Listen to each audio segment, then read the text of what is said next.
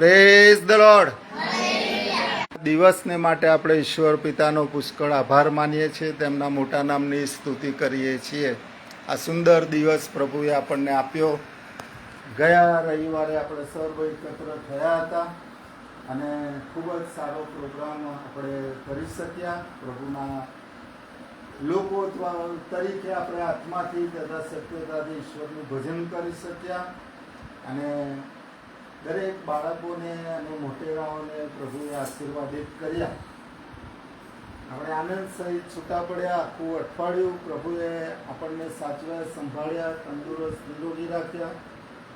આપણા દરેકના કામમાં સહાય મદદ કરી, શાંતિનો આશીર્વાદ આપ્યો, દરેક જરૂરિયાતો પરિપૂર્ણ કરી અને એમ પ્રભુએ વિશ્વાસુપણું આપણી સાથે રાખ્યું. બાળકોના અભ્યાસમાં પણ ઈશ્વરે મદદ કરી, રૂડું મન આપ્યું. તેઓ સ્કૂલે જઈ શક્યા અને હવે મન લગાવીને ભણી રહ્યા છે. તેના માટે પણ આપણે ઈશ્વર પિતાનો પુષ્કળ આભાર માનીએ છીએ. આપણા બાળકો જ્ઞાન, બુદ્ધિ, ડાપણથી ભરપૂર થાય તેવી આપણે આશા રાખીએ છીએ, કારણ કે આપણો પ્રભુ એ જ્ઞાનનો દેવ છે, જ્ઞાનનો પરમેશ્વર. એ જ્ઞાન, બુદ્ધિ અને ડાપણ આપે છે અને યાદશક્તિ આપે છે. આપણે અજવાળાના સંતાનો તરીકે આ જગતમાં રહેવાનું છે, જ્ઞાની બાળકો તરીકે આ જગતમાં રહેવાનું છે. અને જે લોકો અજ્ઞાનતામાં જીવી રહ્યા છે, જેઓ અંધારામાં છે, તેઓને આપણે અજવાળામાં લાવવાને માટે પ્રયત્ન કરવાનો છે, કારણ કે આપણો પ્રભુ એ જ્ઞાનનો, અજવાળાનો પ્રભુ છે અને આપણને બધાને પ્રેમ કરે છે. જગતના તમામ મનુષ્યોને, નાના મોટા સર્વને એ પ્રેમ કરે છે અને દરેકને એ જ્ઞાન આપીને આશીર્વાદિત કરવા માંગે છે. ને આપણે એમનું જ્ઞાન મેળવવાને માટે દર રવિવારે એકત્ર થઈએ છીએ. તમે સ્કૂલમાં જાઓ છો, સ્કૂલનું શિક્ષણ લો છો, એ પણ જ્ઞાન મેળવો છો, એ પણ સારી બાબત છે. પરંતુ સારું જીવન જીવવા માટેનું આ એક વિશિષ્ટ પ્રકારનું પવિત્ર, નિર્મળ, મલિનતા વગરનું જ્ઞાન છે, ભેળસેળ વગરનું જ્ઞાન છે. અને આ જ્ઞાન ના હોય તો આપણે જગતમાં સારું જીવન જીવી શકતા નથી. માટે જ આ સત્ય જ્ઞાનને આપણે અનુસરવાનું છે, કારણ કે પ્રભુ ઈસુ ખ્રિસ્ત માર્ગ, સત્ય તથા જીવન છે. તમે બધા અહીંયા આવા અસહ્ય તાપમાં પણ આવ્યા છો. તમારો અમે હૃદયના ઊંડાણથી આભાર માનીએ છીએ અને તમારો આવકાર કરીએ છીએ. અને જેઓ આવી રહ્યા છે તેઓને માટે પણ પ્રભુનો આભાર માનીએ છીએ. અમે પણ પ્રભુનો આભાર માનીએ છીએ કે અમને પણ આવા અસહ્ય તાપમાં દોરી લાવ્યા, સહી સલામત લાવ્યા અને આ સરસ સંગત પૂરી પાડી છે બપોરની વેળાએ, કે પ્રભુ આપણી મધ્યે ઉપસ્થિત છે અને પ્રભુ આપણી સાથે વાતચીત અને વ્યવહાર કરીને આજનો આશીર્વાદ આપવાના છે. આપણી સાથે જે લોકો ઓનલાઈન જોડાશે તેમને પણ પ્રભુ પુષ્કળ આશીર્વાદ આપે તેવી પ્રાર્થના આપણે કરીએ છીએ. અમને, અમારા બાળકોને, બાળકોના બાળકોને પણ પ્રભુ પુષ્કળ આશીર્વાદ આપે. આપણી સેવાઓનો બદલો, તમે અહીંયા આવો છો તેનો પણ બદલો, તેનો પણ આશીર્વાદ પ્રભુ પેઢી દર પેઢી આપે છે, એ ભૂલી જતા નથી. આવા દયાળુ પ્રભુની પાસે આપણે બેઠા છીએ. પ્રભુનો આભાર માનતા, સ્તુતિ કરતા આપણે વચનોના મનનમાં જઈએ છીએ. તો અહીંયા અમે યહોશુઆનું પુસ્તક, જૂના કરારની અંદર 2જો અધ્યાય અને કેટલાક વચનો વાંચ્યા. અહીંયા એક રહાબ નામની સ્ત્રીની વાત છે. એક સ્ત્રી છે, એનું નામ રહાબ છે અને એ યરીખોની અંદર રહે છે. હવે અહીંયા એક ઘટના બને છે, એક પ્રસંગ બને છે, સત્ય ઘટના બને છે.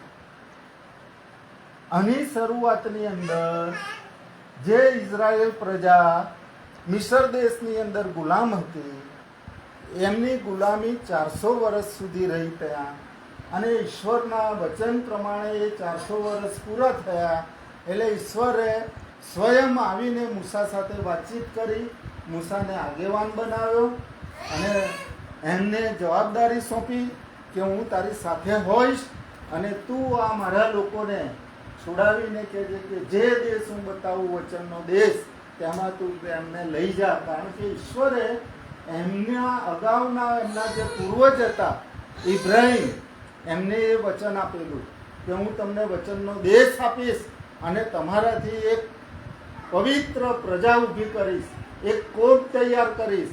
મારે સારું સિદ્ધ કરેલી એક કોમ, એક પ્રજા હું તૈયાર કરીશ. અને એ વચન ઈશ્વરે પાડેલું.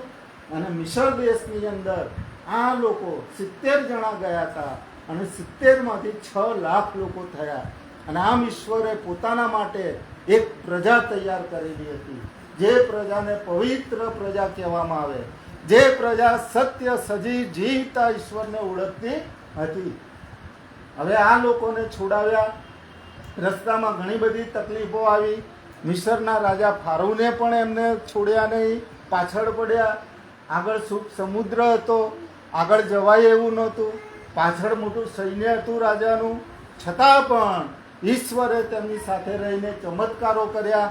એ શુભ સમુદ્રના 2 ભાગ કરી નાખ્યા અને વચમાંથી એ પ્રજાને કાઢી. અને ત્યાર પછી આ જે ફારૂન રાજાનું સૈન્ય અને એ બધું અંદર ગયું સમુદ્રની અંદર. રસ્તામાં ત્યારે પેલા સામે કિનારે પહોંચેલા અને ફરીથી પાણી ઉપર લાવી દીધું અને બધાનો નાશ કર્યો. આમ ઈશ્વરે અદ્ભુત ચિહ્નો અને ચમત્કારો દ્વારા પોતાની પસંદ કરેલી પ્રજાનું રક્ષણ કરીને જે વચન આપેલું ઈશ્વરે કે હું તમને વચનનો દેશ આપીશ, એ દેશમાં લોકો હવે જઈ રહ્યા હતા. કોની આગેવાનીમાં? મૂસાની આગેવાનીમાં. હવે મૂસા મરણ પામ્યો 120 વર્ષે. હવે એની જગ્યાએ એક જવાન જે યહોશવા હતો એને આગેવાની સોંપવામાં આવી. પ્રભુએ કીધેલું મૂસાને કે તું તારી જગ્યાએ યહોશવાને અભિષિક્ત કર. હવે તે આગેવાની લેશે અને એ આગેવાની યહોશવાને સોંપવામાં આવી. અને હવે એ યહોશવા 6 લાખ લોકોને દોરીને વચનના દેશની અંદર, ઇઝરાયલની અંદર, કનાન દેશની અંદર લઈ જઈ રહ્યો હતો. હવે રસ્તાની અંદર ઘણા બધા બીજા રાજ્યો આવે, દેશો આવે. હવે કોઈ જવા દે, કોઈ ના જવા દે. ત્યાંના રાજાઓ સાથે લડાઈ ઝઘડા થાય. એ બધાની સામે લડવાનું અને પછી રસ્તો કાઢીને જવાનું, આ બધા પ્રશ્નો હતા. અને આ બધું પસાર કરતા કરતા, લડતા, શાંતિથી પસાર થતા આ લોકો આગળ ને આગળ વધતા હતા. હવે આ એક એવી જગ્યાએ આવ્યા કે ત્યાંનો રાજા એમને હવે અંદરથી જવા દેવા માંગતો નહોતો. બધા દરવાજા બંધ કરી દીધા. એમના દેશના જે પ્રવેશવાના દરવાજા હતા એ બધા બંધ કરી દીધા અને લશ્કર ગોઠવી દીધું કે આ લોકોને અહીંથી જવા દેવાના નહીં. હવે આ લોકોને જવું તો હતું જ, કારણ કે પ્રભુએ કીધેલું. એટલે શું કરવું? હવે યહોશવાને આગેવાની સોંપેલી. એટલે યહોશવાને ઈશ્વરે દોરવણી આપી કે તું જાસૂસો મોકલ આ દેશની અંદર અને એમની બાતમી કાઢી લાવે, જેથી કરીને તમને ખ્યાલ આવે કે ત્યાંના લોકો કેવા છે. અને પછી તમારે તેમની સામે યુદ્ધ કરવાનું છે અને જીતવાનું છે અને રસ્તો કાઢવાનો છે. એટલે યહોશવાએ 2 જણને મોકલ્યા. હવે આ 2 જાસૂસો ત્યાં જાય છે. હવે કોના ઘરે જવું? કોઈને ઓળખતા તો નથી. પરંતુ આ એક રાહાબ નામની સ્ત્રી હતી, એ કસબણ હતી. એટલે એનું ઘર કેવું કે મેન રોડ ઉપર, જ્યાંથી શહેરમાં પ્રવેશ પમાય એવી જગ્યાએ હતી. અને એ સ્ત્રી એવી જગ્યાએ રહેતી હતી અને એવા કામ કરતી હતી કે જેને શહેરની બહાર રખાય. એટલે એ સ્ત્રી ત્યાં રહેતી હતી. એના પિતા ને મમ્મી ને ભાઈઓ ને હતા, પરંતુ એ કુંવારી હતી. ત્યાં એના પતિ વિશે લખવામાં આવ્યું નથી. હવે એ સ્ત્રીના ત્યાં ગયા આ બંને જણા. એટલે એને ખબર પડી ગઈ કે આ લોકો જાસૂસો છે અને ઇઝરાયેલી છે. અને એ બી ગઈ, ગભરાઈ ગઈ અને એમને સંતાડ્યા. અને રાજાને પણ ખબર પડી ગઈ કે બહાર દેશના, બહારના લોકો, જે લોકોને અમે અહીંયાથી જવા નથી દેવાના, ત્યાંના જાસૂસો અમારા દેશમાં પ્રવેશી ગયા છે. અને એ રાજાને એવી પણ ખબર પડી ગઈ કે આ રાહાબના ઘરે જ ઉતર્યા છે. એટલે રાહાબના ત્યાં સૈનિકોને મોકલ્યા. તો આ સ્ત્રીએ શું કર્યું કે સૈનિકોને ગેરમાર્ગે દોર્યા, સાચી વાત કીધી નહીં. એમને સાચવ્યા, પેલા લોકોને સંતાડી દીધા અને પેલામને કીધું કે એ તો નીકળી ગયા છે, તમે જાઓ, પહોંચો જલ્દી જલ્દી, એમની પાછળ જાઓ તો પકડાઈ જશે, નહીં તો પકડાશે નહીં. આવું કહીને એ સ્ત્રીએ આ બંને જાસૂસોને બચાવ્યા. પેલા જતા રહ્યા.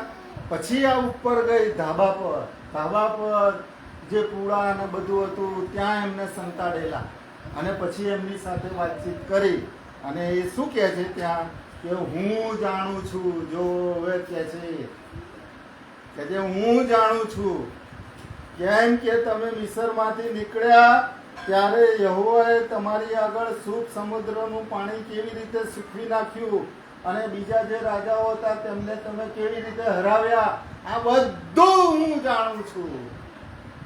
બોલો, આ રહાબ કસમણ. કંઈક બન્યું હોય તો લોકો વાતો તો કરે ને, નહીં? તેને પણ સાંભળી હશે ને. આ ઇઝરાયેલ પ્રજા મિસર દેશમાંથી નીકળી છે અને આવી રીતે બહુ આ પ્રજા બળવાન પ્રજા છે. એમની સાથે એમનો જીવતો પરમેશ્વર અને એમને મદદ કરે છે. સમુદ્રના 2 ભાગ કરી નાખ્યા, વચ્ચેથી માર્ગ કાઢ્યો. આવો પરમેશ્વર એમની સાથે જ ફારૂન રાજાને તેના સૈન્યનો નાશ કરી નાખ્યો અને આવતા બીજા 2 રાજા એમની સામે પડ્યા. એ પ્રજાને એ રાજાને પણ આ લોકોએ હરાવી દીધા, કારણ કે એમનો ઈશ્વર એ એમની સાથે છે. Praise the lord. એ ઈશ્વર સામર્થ્યવાન ઈશ્વર, બળવાન ઈશ્વર, સર્વશક્તિમાન ઈશ્વર, એ ઈશ્વર જીવતા પરમેશ્વર એ પ્રજાની સાથે છે, કારણ કે એ પ્રજા એમણે બનાવી છે. એટલે રાહાબે આ બધું સાંભળેલું એટલે કહે છે કે હું જાણું છું. આજે આપણે કોઈના વિશે જાણતા હોય, કોઈ બળવાન હોય, 5-7 ખૂન કરી નાખ્યા હોય, બરાબર, અને એની સાથે કોઈ મગજમારી થઈ હોય, એ ઘરે આવ્યો હોય તો આપણે કહીએ ને હું જાણું છું એ બહુ ખતરનાક માણસ, એની સાથે પંગો લેવાય નહીં, હે ને? એમ આ રહાબ જાણતી હતી કે આ જે પ્રજા અત્યારે અહીંયાથી અમારા દેશમાંથી નીકળવાની છે એ બળવાન પ્રજા છે. કેમ? કારણ કે એમનો ઈશ્વર એમને સહાય કરે છે, એમની આગળ ચાલે છે. માટે એ એમ કે છે. પછી આગળ શું કહે છે કે સાંભળતા જ અમારા ગાત્ર શિથિલ થઈ ગયા અને તમારે લીધે કોઈમાં કઈ હિંમત રહી નહીં, કેમ કે યહોવા તમારો દેવ તેજ ઉપર આકાશમાં ને નીચે પૃથ્વી પર દેવ છે. Praise the lord. જો આ સ્ત્રી ઓળખતી નહોતી ઈશ્વરને, છતાં પણ વાતો સાંભળીને એને શું કરેલું? વિશ્વાસ કરેલો. ખાલી સાંભળીને જ વિશ્વાસ કરેલો. હજી તે કોઈના સંબંધમાં આવી નથી, કોઈ ઇઝરાયલ પ્રજાના કોઈ વ્યક્તિ સાથે સંબંધમાં નહોતી, ખાલી સાંભળેલું જ એણે અને સાંભળીને એણે વિશ્વાસ કરેલો. આ કેટલી બધી વિશ્વાસુ આ સ્ત્રી કહેવાય. અને એણે એ 2 જાસૂસોને સાચવ્યા. કેમ? કારણ કે એમનો ઈશ્વર એ બળવાન છે અને એ શક્તિ પૂરી પાડે છે, એ એમના માટે લડે છે. અને જો કહે છે કે હું નહીં સાચવું તો મારું પણ આવી બનશે. Praise the lord. મારું ને મારા કુટુંબનું પણ આવી બનશે. એ સ્ત્રી એ ઈશ્વરને ઓળખતી હતી. ખાલી વાતો સાંભળીને જ એના મનમાં થઈ ગયેલું કે ખરેખર આ જ જીવતા પરમેશ્વર છે. પછી આગળ શું કહે છે કે આકાશ અને પૃથ્વીમાં તમારા જે દેવ છે એ જ એકલા પ્રભુ છે, એ જ એકલા જીવતા પરમેશ્વર છે, એના સિવાય બીજા કોઈ ઈશ્વર છે નહીં. પછી એક વિનંતી કરે છે કે તમે અહીંયાથી જાઓ અને જ્યારે પણ યુદ્ધ કરો, હુમલો કરો, ત્યારે કહે છે કે તમે મને યાદ રાખજો, મેં તમારી પર દયા કરી, મેં તમારી પર દયા કરી, તમે પણ મારી પર, મારા કુટુંબ પર દયા રાખજો. આમેન. આજે જો જે લોકો ઈશ્વરને નથી ઓળખતા, બરાબર, એ લોકોનામાં પણ દયાનો ભાવ હોય છે કે નથી હોતો? હા, જે લોકો ઈશ્વરમાં નથી માનતા એ લોકો પણ દયા કરે જ છે. બરાબર? એનો અર્થ શું થયો કે જે મનુષ્યની અંદર આત્મા છે એ આત્માની સાથે પરમાત્મા વાતચીત કરે છે. એ આત્મા ઈશ્વરને જાણે છે, ઈશ્વરના દૈવી સ્વભાવ વિશે જાણે છે, અને એ આત્મા ઈશ્વરની પાસેથી જાણીને સારા કામો કરે છે, પણ એ ઈશ્વરને ઓળખતા નથી. દયા હોય છે. આ રાહબ એ પણ ઈશ્વરને ઓળખતી નહોતી, પરંતુ દયાનો ભાવ એનામાં હતો, કારણ કે એનો આત્મા એ તો ઈશ્વરનો દીવો હતો. આપણો આત્મા પણ ઈશ્વરનો દીવો છે, આપણને સાચા ખોટાનું ભાન કરાવે છે. ભલે ઈશ્વરને નથી ઓળખતા છતાં પણ ઈશ્વર આપણને ઓળખે છે અને આપણી સાથે વાતચીત અને વ્યવહાર કરે છે આપણા આત્મા સાથે, કે મારા દીકરા કે મારી દીકરી તું આ ના કરીશ, આ ખોટી બાબત છે. આપણને અટકાવે છે, સારી બાબત બતાવે છે કે તું આ કર. બરાબર? કેમ? આપણે તો ઈશ્વરને ઓળખતા નથી, પરંતુ આપણો આત્મા એ સાક્ષી પૂરે છે કે ઈશ્વર છે, અને એ ઈશ્વરને ગમતું નથી, ખોટું કામ ગમતું નથી. માટે કહે છે કે તું સારું કર, ભલું કર. અહીંયા આ સ્ત્રી હવે એવું કહે છે કે જ્યારે તમે આ દેશ પર ચઢાઈ કરો ત્યારે કહે છે કે મને ભૂલશો નહીં. અને આ બે જાસૂસો શું કહે છે આગળ? કે એ બંને જાસૂસો એમ કહે છે કે અમે તને ભૂલીશું નહીં, પરંતુ એક બાબત ધ્યાનમાં રાખજે કે તારી બારી ઉપર કિરમજી રંગની દોરી બાંધી દેજો, એક ચિહ્ન. કારણ કે અમે બધા આવીશું તો લોકો તને તો ખબર પડે નહીં કે તે અમારી પર દયા કરી, તે અમને રક્ષણ આપ્યું, તે અમને સંતાડ્યા, તે અમને સાચવ્યા. પણ કહે છે કે તારા ઘર ઉપર, તારી બારી ઉપર આ ચિહ્ન જોશે એટલે કોઈ અમારો માણસ ત્યાં આવશે નહીં. Praise the lord.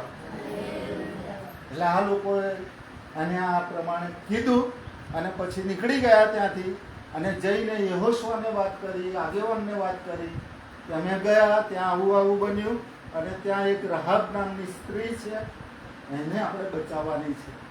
એણે અમને સંતાડ્યા, એણે આપણને મદદ કરી, અને અમે સહી સલામત આવ્યા છે, અને એ આપણા પ્રભુને ઓળખે છે.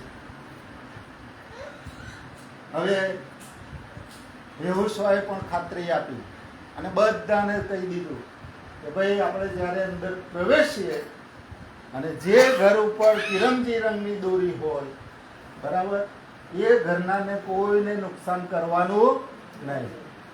અને એ રાહબને કહી દીધેલું કે તારા ઘરમાં જેટલા પણ હોય, તું જેને પણ બચાવવા માંગતી હોય, સગા સંબંધી, સર્વને કહેજે તું તારા ઘરમાં જ રાખજે, બહાર રસ્તામાં નીકળતા નહીં તો મરી ગયા સમજજો.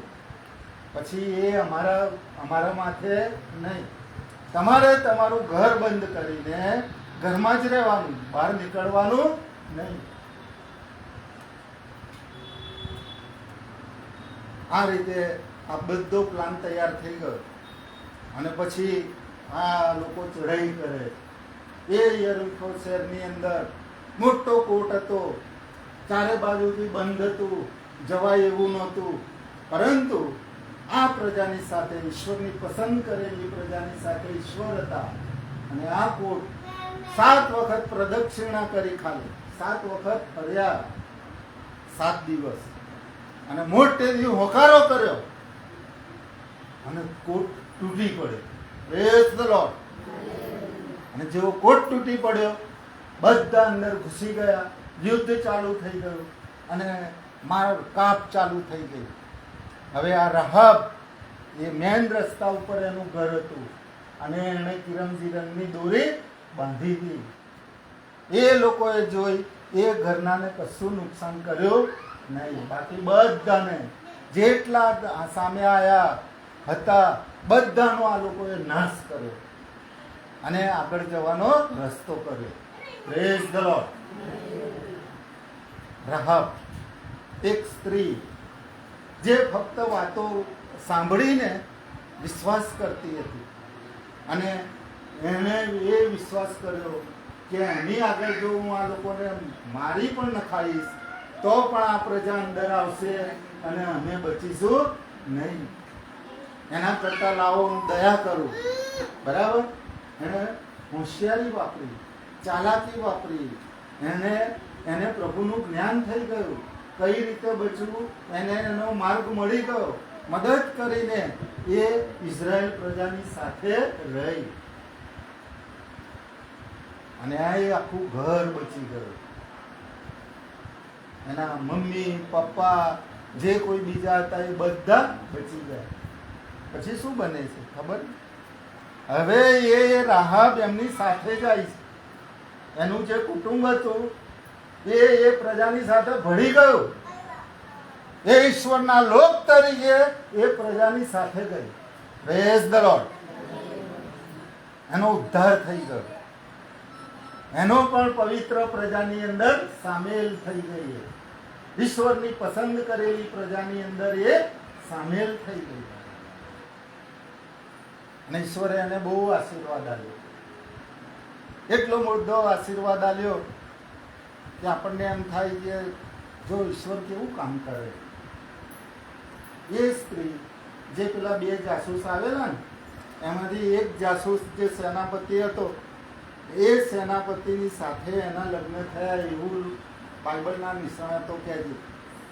હવે એ તો ચાલ ચલકટની સારી નથી ભાઈ, બરાબર, પાપી સ્ત્રી, પણ એ સેનાપતિએ એની સાથે લગ્ન કરી લીધા અને એ કુટુંબવાળી થઈ ગઈ.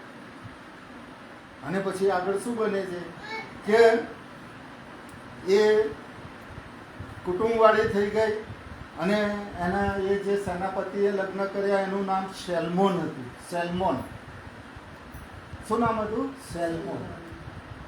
એને એની સાથે લગ્ન કર્યા અને એનાથી એના બાળકો થયા. અને જો પ્રભુએ એનો ઉપયોગ ક્યાં કર્યો? પ્રભુએ એનો ઉપયોગ, એ પેઢીનો ઉપયોગ, એ સ્ત્રીનો ઉપયોગ પોતાના પેઢી દર પેઢી જે જન્મ લેવાના હતા ને એમાં એ સ્ત્રીનો ઉપયોગ કર્યો. Praise the lord. એ ઈશ્વર મનુષ્ય દેહ ધારણ કરીને પ્રભુ ઈસુ ખ્રિસ્ત તરીકે જન્મ લેવાના હતા, તો આ રાહાબના પેટે સેલ્મોન દ્વારા દીકરો થયો ને એ દીકરાનું નામ કહે છે કે બોઆજ થયું, ને બોઆજથી પછી આગળ વંશ ચાલ્યો અને એ વંશની અંદર પ્રભુ ઈસુ ખ્રિસ્તે જન્મ લીધો. Praise the lord.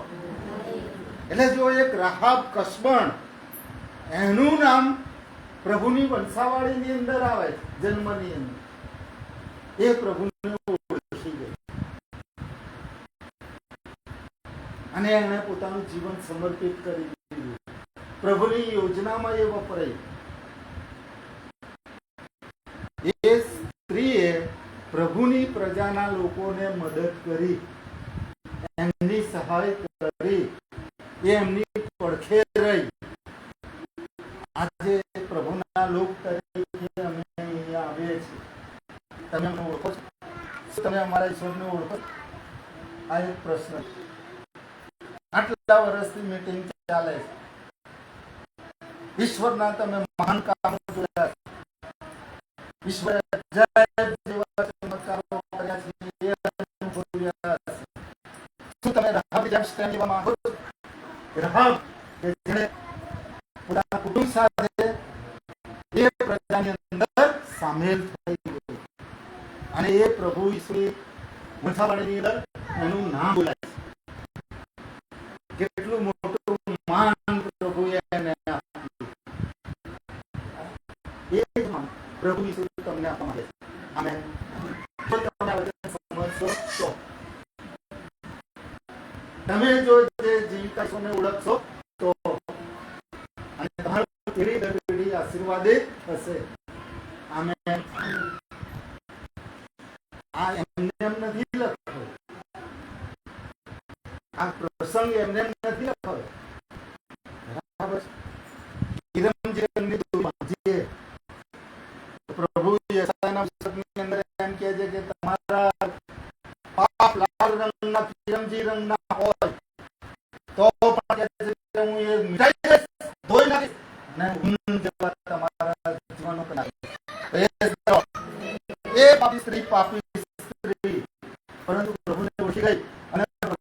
થઈ ગઈ. પ્રભુની યોજનામાં વપરાઈ એના તમામ પાપો ભૂંસી નાખવામાં આવ્યા અને એને એક મોટું સ્થાન આપવામાં આવ્યું. આપણે ગમે તેવા છે, આપણે ગમે તેવા છે, પણ પ્રભુ આપણને પ્રેમ કરે છે. કિંમત કોઈ ના કરતું અત્યાર સુધી, પરંતુ પ્રભુની યોજનામાં વપરાઈશું, પ્રભુને આપણે ઉચ્ચ સ્થાને બેસાડીશું, આપણા હૃદયમાં સ્થાન આપીશું, તો ચોક્કસ પ્રભુ આપણને ઊંચાઈ પર લઈ જશે.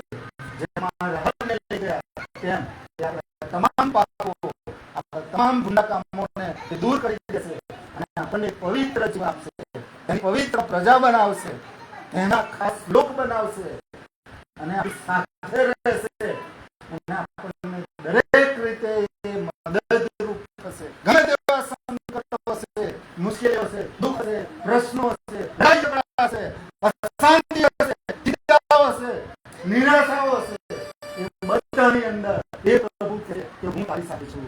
તને ઊંઘની આંચ પણ આવશે નહીં, કોઈ તારો વાળ વાંકો કરી શકશે નહીં.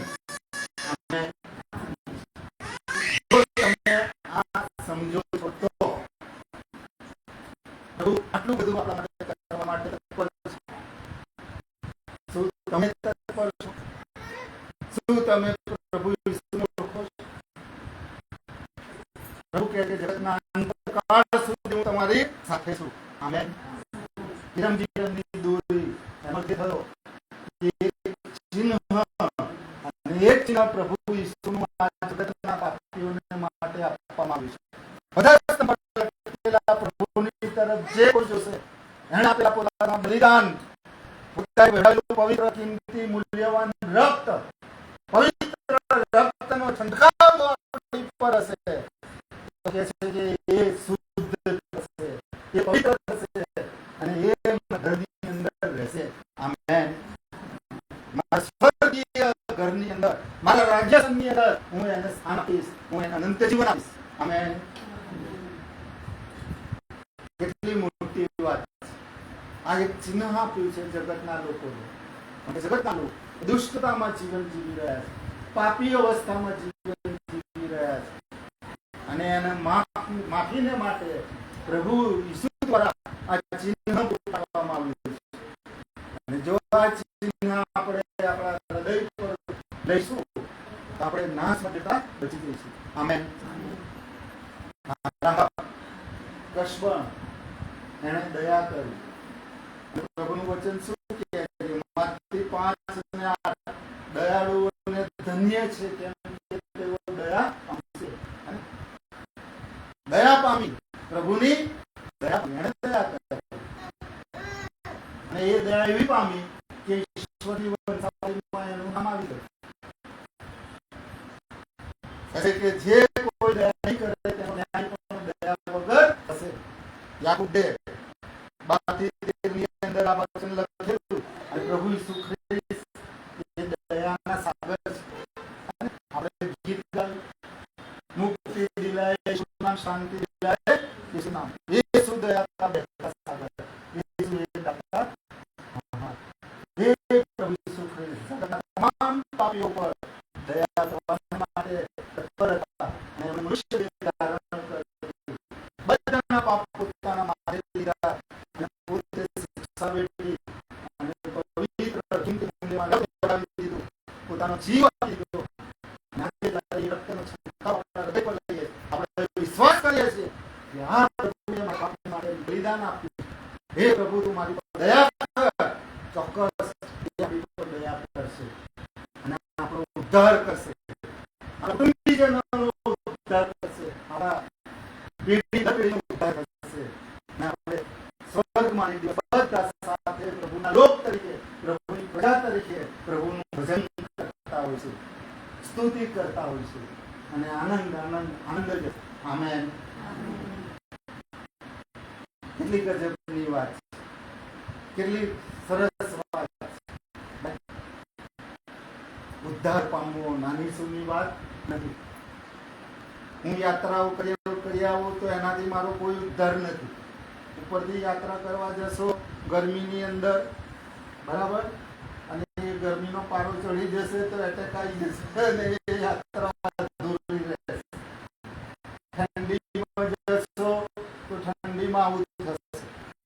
ઘરમાં જશો ચાલાતું નથી આવે અને હું મોક્ષ લઉં કોઈ ફાયદો નથી. ઘરે બેઠા મળે છે, લાભ મળે છે, મફતમાં મળે.